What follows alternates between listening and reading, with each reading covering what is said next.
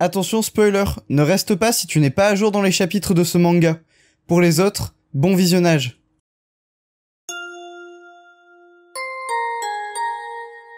Bonjour à tous, c'est Saliste, et aujourd'hui on se retrouve pour la review du chapitre 357 de My Hero Academia. Mais avant que la review ne commence, je vous invite à aller me suivre sur Twitter, lien en description, parce que on est que 1500 là-bas et on est quasiment 30 000 ici. Donc si vous avez un compte Twitter, n'hésitez pas à me suivre là-bas. De toute façon, la vidéo ne continuera pas tant que vous m'aurez pas follow.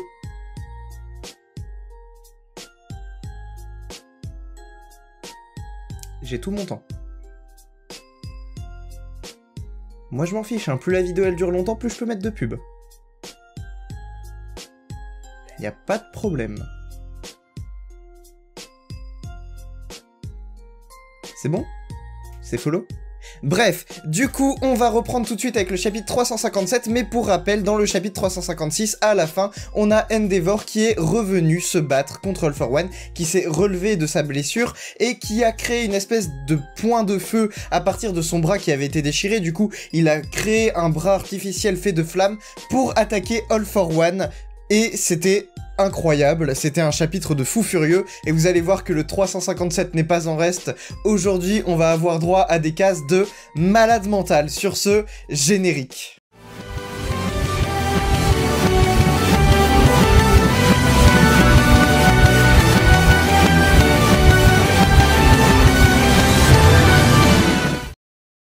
Donc le chapitre s'ouvre juste après ce qui s'est passé dans la dernière case du 356, donc l'attaque d'Endeavor, et on voit donc All For One encaisser cette attaque. Son masque s'est retrouvé détruit, hein, il l'avait reconstitué dans le chapitre précédent, et ici on voit bien que son casque entier a été atomisé par l'attaque d'Endeavor, hein. Clairement il ne lui a pas laissé sa chance. All For One, sur cette même page, choisit enfin de considérer la force d'Endeavor comme une vraie arme contre lui, hein, de considérer enfin Endeavor comme un vrai numéro 1, puisqu'il compare Endeavor à All Might, et est même étonné en fait que Endeavor soit capable de lui faire revivre l'humiliation de son premier combat contre All Might, hein. C'est la petite case qu'on voit en bas donc de cette première page, et il dit « Je ne pensais pas que tu serais celui qui me ferait revivre l'humiliation de ce jour ». Donc ici, il est vraiment étonné que ce soit Endeavor, puisqu'il n'a jamais considéré Endeavor comme une réelle menace.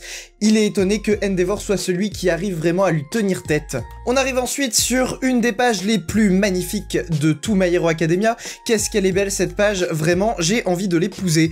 Trop belle. Bref, rien n'est plus dangereux qu'un héros blessé, et on voit Endeavor dans une position athlétique, le détail de ses muscles, et un point de feu créé donc à partir de son bras droit qui, je le rappelle, est déchiré, hein, donc il continue sur la même lancée que l'attaque du chapitre précédent. Donc on voit ce point de feu qui se crée dans une espèce de spirale de flammes magnifique, ses yeux sont blancs, il est fou de rage, on le voit souffler de la vapeur, en fait on le voit comme si il essayait de décompresser toute cette chaleur qui s'accumulait dans son poing, et vraiment on voit les veines sur son visage, on voit la colère, on voit qu'il a vraiment envie de défoncer All For One. C'est une page magnifique, et je vais même vous mettre une petite page en couleur sur l'écran, comme ça vous allez pouvoir voir une version couleur de cette page, c'est juste beaucoup trop beau. Et donc la page suivante, on nous laisse pas le temps, Endeavor et All For One, première case, on les voit nez à nez, mais genre vraiment à moins de 10 cm l'un de l'autre, et nous, le lecteur, on ressent exactement la même chose que All For One à ce moment-là. Comment Endeavor a fait pour arriver aussi vite près de All For One? On a un peu les traits horizontaux sur le visage d'Endeavor qui sous-entendent qu'il s'est déplacé à une très grande vitesse, et All For One est étonné de ça, il dit il se demande ce qui se passe, il ne comprend pas, et nous, lecteurs, on ne comprend pas non plus. Et c'est seulement à la fin de cette page qu'on voit dans le dos d'Endeavor des plumes, la même technique qui avait été utilisée face au High End Nomu, et donc on voit les plumes de Hawks qui ont servi à propulser Endeavor en avant, boostant sa vitesse, lui permettant de se rapprocher d'All For One à quelques centimètres en une fraction de seconde. Endeavor utilise donc le Vanishing Jet Burn, une de ses attaques un peu uppercut verticale qui permet de propulser l'ennemi, et il le propulse au sol. Donc il défonce avec ce point de flamme All For One et l'envoie directement sur le sol, le fait s'écraser dans le sol, sauf que, on le rappelle, le but était quand même de garder All For One dans les airs. On l'avait déjà vu dans des chapitres précédents, ils avaient déjà parlé de la stratégie de garder All For One dans les airs.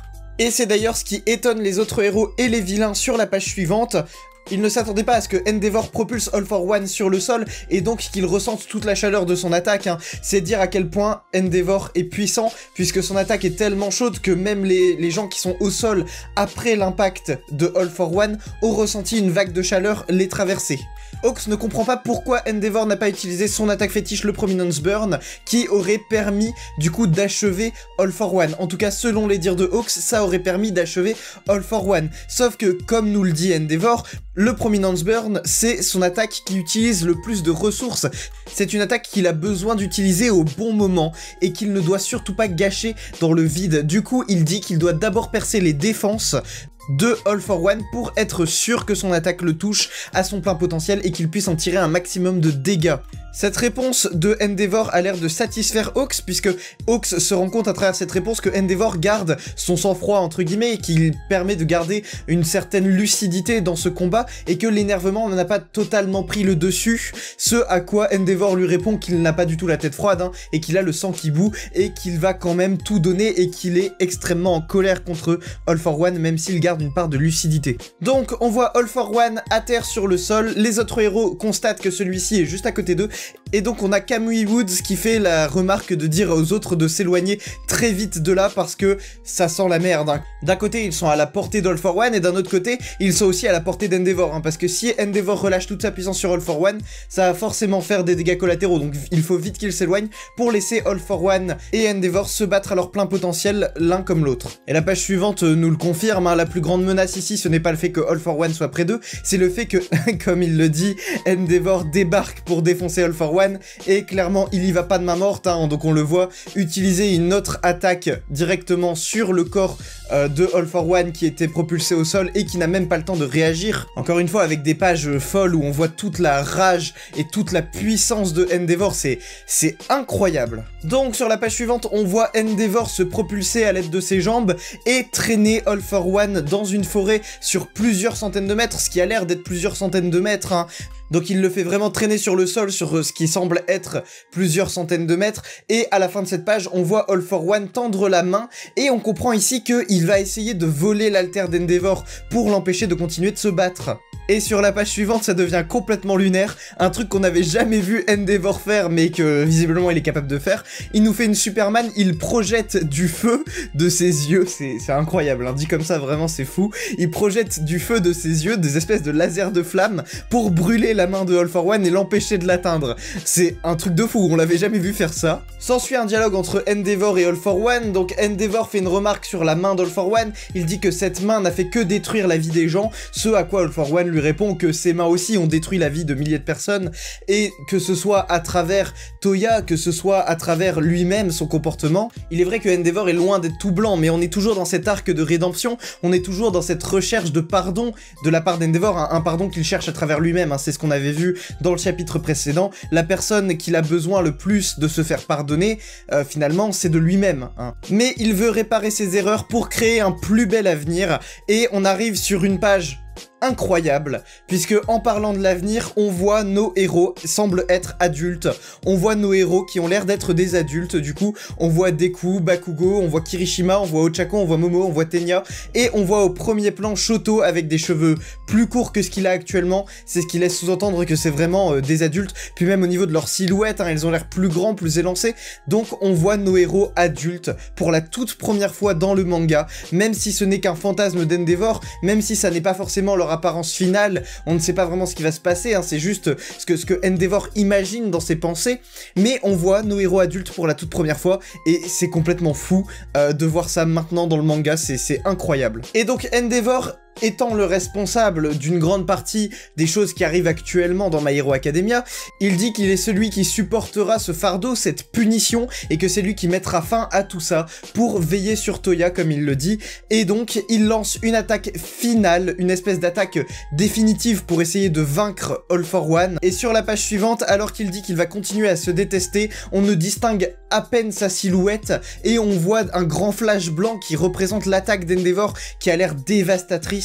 Et donc on arrive donc à ce qui semble être une issue de combat, une fin de combat pour All for One. Donc est-ce que All for One est enfin vaincu? On le voit complètement carbonisé dans les bras d'Endeavor qui vient d'utiliser donc son attaque définitive. On a eu la confirmation tout au long du combat qu'il n'a aucun alter de régénération, et que même s'il avait un alter de régénération, apparemment selon Endeavor, il n'a aucune chance de survie avec un corps qui est aussi brisé et brûlé. Mais alors qu'on croit que c'est fini, on a Hawks qui dit à Endeavor de s'enfuir, de vite s'éloigner du corps de All for One. Et c'est parce que celui-ci a survécu, celui-ci n'est pas mort, celui-ci n'a pas fini son combat. Il le dit d'ailleurs, il dit « Vous avez vraiment cru que je monterais sur scène sans avoir quelques atouts dans ma manche ?» Et on arrive sur une case d'ailleurs, on va en parler de cette case, on arrive sur une case avec Eri. Alors, on voit Eri sur cette case, et on voit également ce qui semble être des balles de destruction d'alter, hein. Rappelez-vous de l'arc overall, donc ce sont les fameuses balles de destruction d'alter qui, je le rappelle, permettent donc, c'est ce qui t'est arrivé à Mirio, de détruire un alter définitivement. Donc quand même, c'est pas rien, hein. C'est une technologie qui est très très forte, et on peut se dire que, il est vrai que cette technologie, on en a plus entendu parler depuis un petit moment, donc pourquoi pas se dire que All for One a mis sa main sur cette technologie, et à travers cette technologie, ça lui fait une arme incroyable contre les héros, hein. Clairement, s'il arrive ne serait-ce qu'à toucher un héros avec une de ses balles, c'est déjà un héros qui ne peut plus du tout se battre. Quoi qu'il arrive, c'est un héros qui, même s'il se relève, n'a plus d'alter, donc il ne peut plus du tout se battre. Eri sur cette page fait également partie du plan, alors est-ce que Eri est là pour parler des balles, ou est-ce que Eri est là pour sous-entendre qu'il va lui arriver quelque chose? Sur cette case, hein, c'est purement figuratif, Eri n'est pas à la portée d'All for One là tout de suite dans l'instant T, hein. Elle est en sécurité à Yue, hein, clairement, mais on est un peu dans la tête d'All for One à ce moment-là, on est un peu dans ce à quoi il pense quand il dit qu'il a d'autres atouts dans sa manche. Donc on voit Eri, on voit les balles de destruction d'alter, donc on en revient à la fameuse théorie All for One va voler l'alter d'Eri pour que ça ne soit plus un Deus Ex Machina. Mais bon, j'ai déjà fait une vidéo là-dessus, vous pouvez cliquer en haut à droite pour aller la regarder. Enfin bref, on pense ici que All for One veut s'emparer de l'alter de Eri, c'est ce qui est sous-entendu. Ou du moins qu'il va utiliser l'alter de Eri pour peut-être confectionner plus de balles de destruction d'alter, enfin bref. On n'a pas plus de détails que ça, mais cette page, cette case est très importante. Et donc en même temps qu'on voit ça, on apprend... Et il nous dit que son corps a largement dépassé sa date d'expiration et qu'il n'a plus aucune utilité. Et donc il va essayer quelque chose, il va tenter quelque chose. Mais alors qu'est-ce que All for One va tenter de faire? Et donc on arrive sur cette page incroyable où on voit le visage d'All for One et où il nous dit qu'est-ce qu'il vous fait penser que les héros sont les seuls à être prêts à risquer leur vie, et donc la narration nous dit que les vilains aussi sont plus dangereux lorsqu'ils sont en danger de mort, lorsqu'ils sont blessés. Clairement, All for One ici est en train de se transformer, il est, je pense, en train de régénérer un nouveau visage. Donc est-ce qu'on va enfin voir le vrai visage d'All for One avant qu'il ait été blessé, parce qu'on l'a vu quelques fois dans des flashbacks, mais on n'a jamais vraiment vu son vrai visage en full HD, en gros plan quoi. Donc est-ce qu'on va avoir droit à une régénération de son visage originel? Est-ce que la théorie All for One le père d'Izuku va se confirmer à travers son apparence? Peut-être, mais ce qui me fait dire que son visage se régénère ici, c'est premièrement l'apparition d'un œil. All for One n'a pas d'yeux. Si vous vous souvenez, je l'ai dit dans le chapitre précédent, il réussit à localiser les choses dans l'espace à travers différents alters d'ultrasons, de géolocalisation, enfin bref, il utilise des alters pour développer une espèce de sens de la vue made in All for One qui remplace l'utilisation des yeux. Du coup ici il a un œil qui apparaît et... Fait très important, si vous regardez tout à droite, on a une espèce d'oreille qui apparaît, et tout le visage d'All for One est carbonisé, mais cette oreille n'est pas carbonisée. All for One n'a pas d'oreille à la base, c'est comme les yeux, il n'a pas d'oreille, il utilise aussi des alters pour entendre, donc il n'a pas d'oreille à la base. Ici, une oreille se crée, d'accord? Donc, suivez ma théorie, une oreille se crée, elle n'est pas carbonisée, et on voit que l'espèce de carbonisation qui se situait à cet endroit-là du visage commence à s'enlever, à s'effriter, et à partir dans les airs, comme si l'apparition de cette oreille avait fait disparaître sa blessure, sa carbonisation à cet endroit-là du visage. Donc je pense que son visage est en train de se transformer en fait. Toute la partie carbonisée va disparaître petit à petit pour laisser place à un visage, je pense, normal, un visage humain, qui va apparaître, et donc un visage qui pourrait être ou un visage qu'on connaît déjà, ou l'identité, la véritable identité d'All for One, avec un vrai visage qu'on verrait vraiment bien, pour le coup, un visage qui n'est pas détruit par le premier combat qu'il avait eu contre All Might.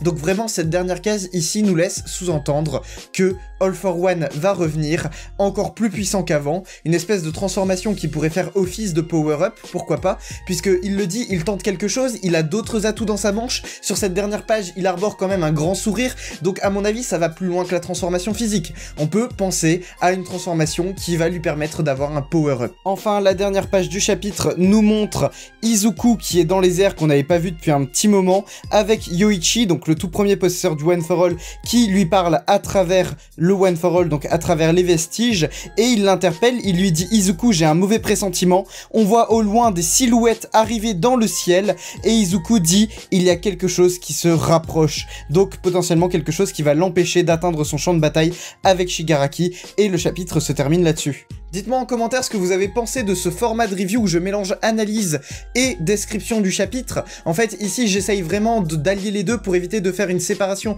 entre la partie analyse et la partie review, puisque beaucoup de gens restaient juste pour la partie review, la lecture du scan, et très peu de gens écoutaient la partie analyse au final. Donc ici, en mélangeant les deux, j'espère que ça a été un peu plus pertinent et que vous avez aimé ce format. En tout cas, si vous l'avez aimé, laissez-moi un pouce bleu, que je sache si ça vous plaît vraiment et que je puisse continuer le format de cette manière si c'est vraiment ce qui vous plaît. N'hésitez pas à vous abonner à la chaîne également, hein, c'est un moyen gratuit de me montrer que vous me soutenez et que vous soutenez mon travail. Laissez des commentaires sur les aspects de ce chapitre qui vous ont paru importants et sur mon analyse si vous avez des choses à redire. Bref, c'était Saliste et je vous dis à la prochaine pour une prochaine vidéo. Salut!